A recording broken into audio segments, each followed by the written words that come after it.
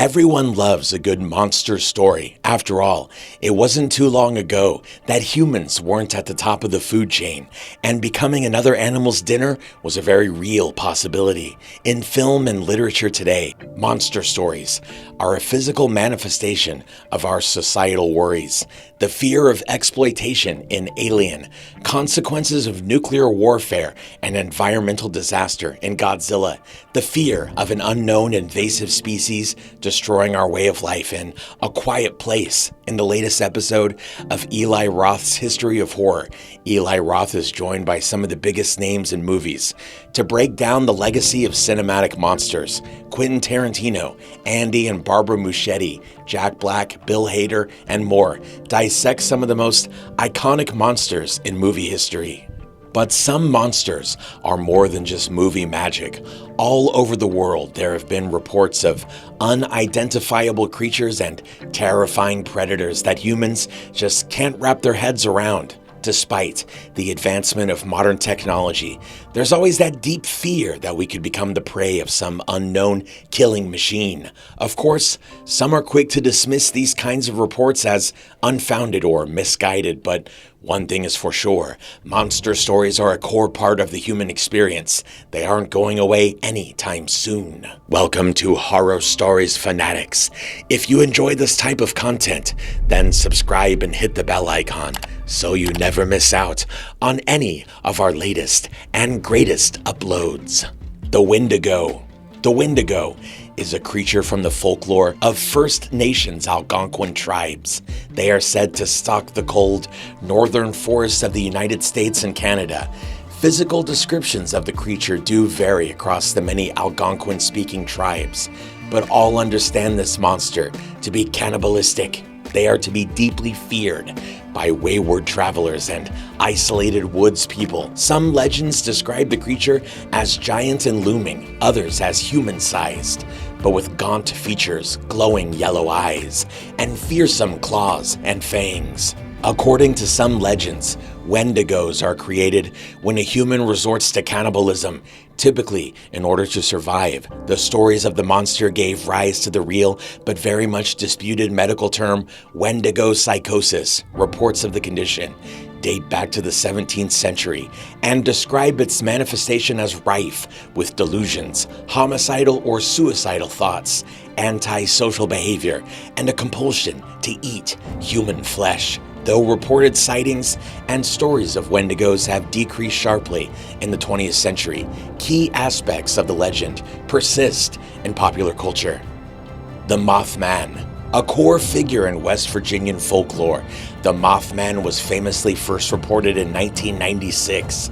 Two couples traveling along a rural road in Point Pleasant, West Virginia, claimed that their car was chased by a large winged humanoid creature with glowing red eyes. Soon after, more reports of a similar creature swept through the area. Scientists have been quick to claim the Mothman is presumably a sandhill crane, which boasts a 7-foot wingspan, or a large barn owl, whose eyes reflect red when faced with a light source at night.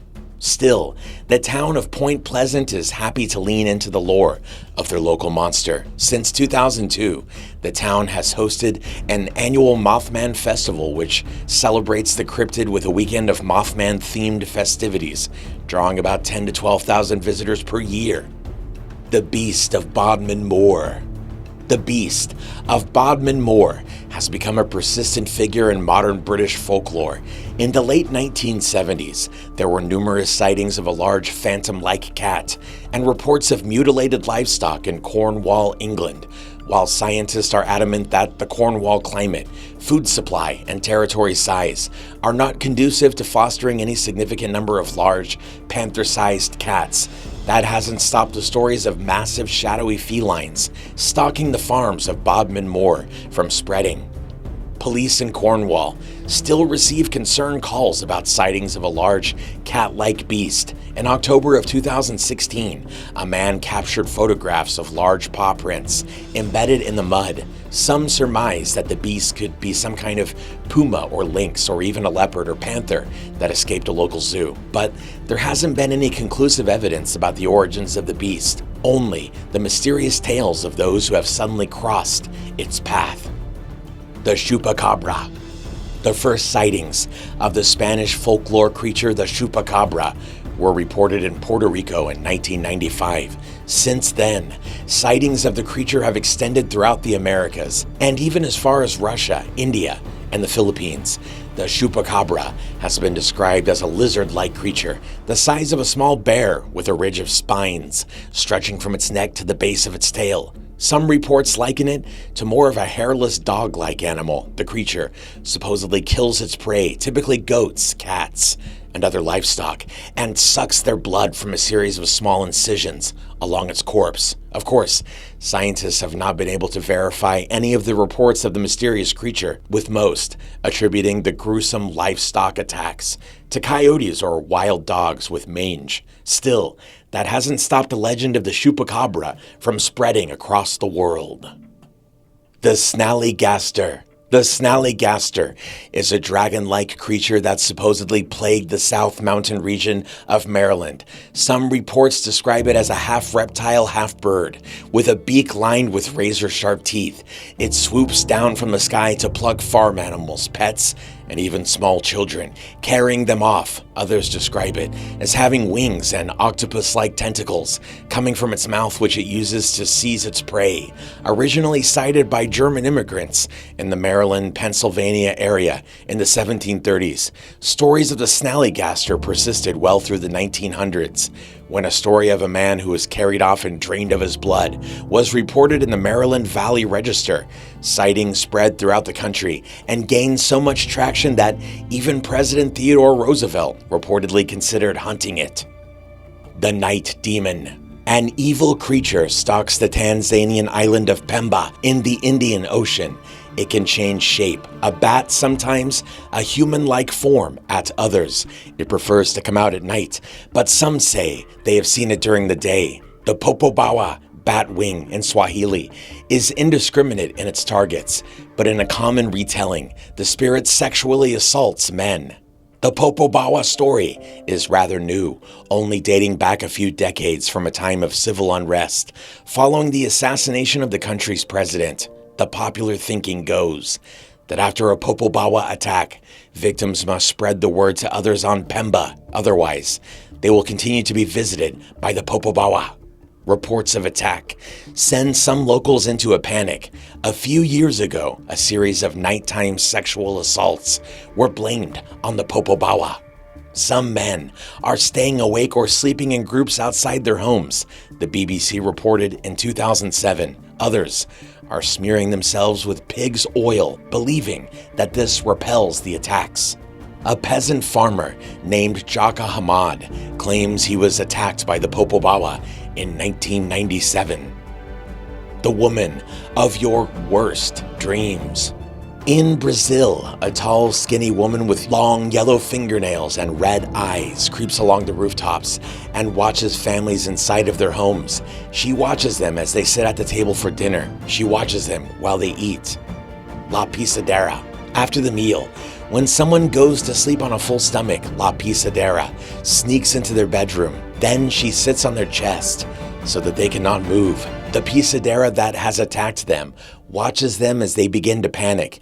The victim's eyes partly open, but they're neither fully asleep or fully awake, helpless, and trapped in a body that won't move.